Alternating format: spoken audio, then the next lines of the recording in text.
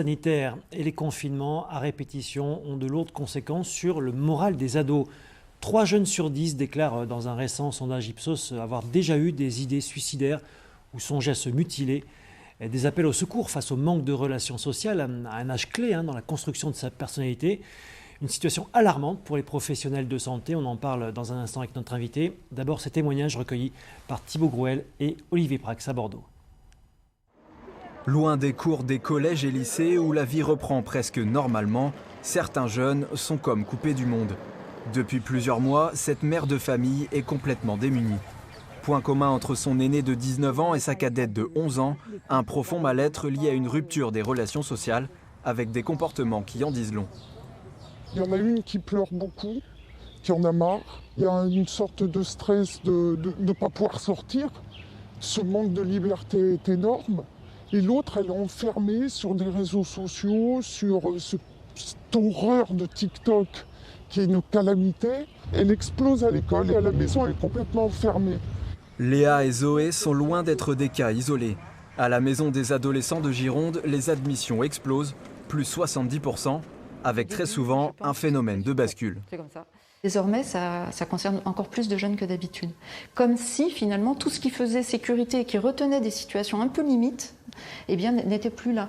Que ce soit la famille, que ce soit l'école, que ce soit le lien social avec le copain qu'on voit, etc.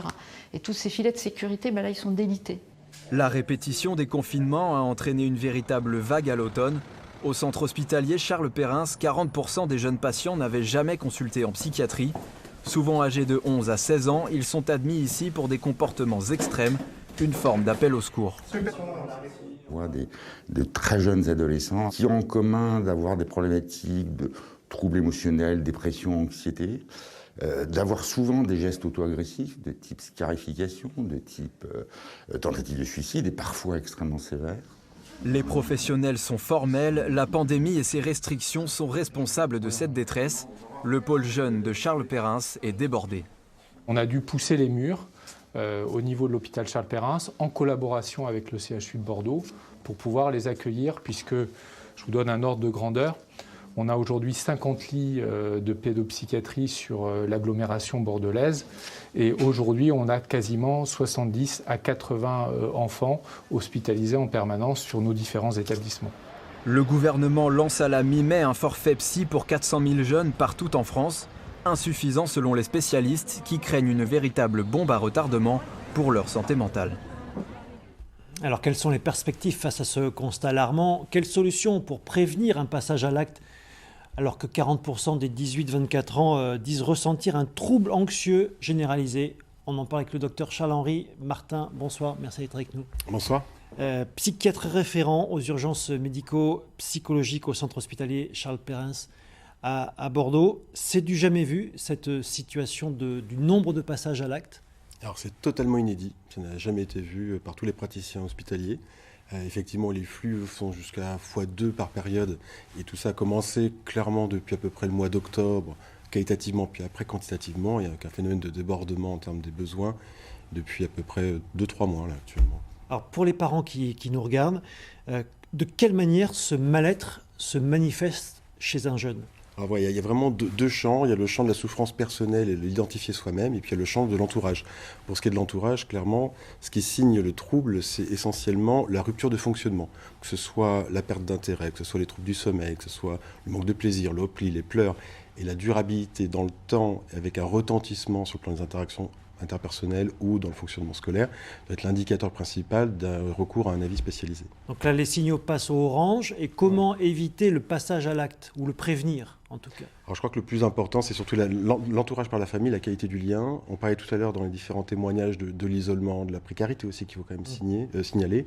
Donc comment le prévenir? Je pense que le fait d'être au plus près de son jeune et puis de se tenir au courant des indicateurs généraux de fonctionnement et d'état d'être, si on rentre dans le rouge ou dans l'orange, et va faire appel à une consultation spécialisée, qu'elle soit déjà téléphonique pour une préorientation ou qu'elle soit dans un service dédié. Par exemple, nos collègues de pédopsychiatrie ont mis en place des créneaux d'urgence sur chacun des centres médico-psychologiques pour enfants et adolescents dans le territoire de la Gironde, un petit peu partout.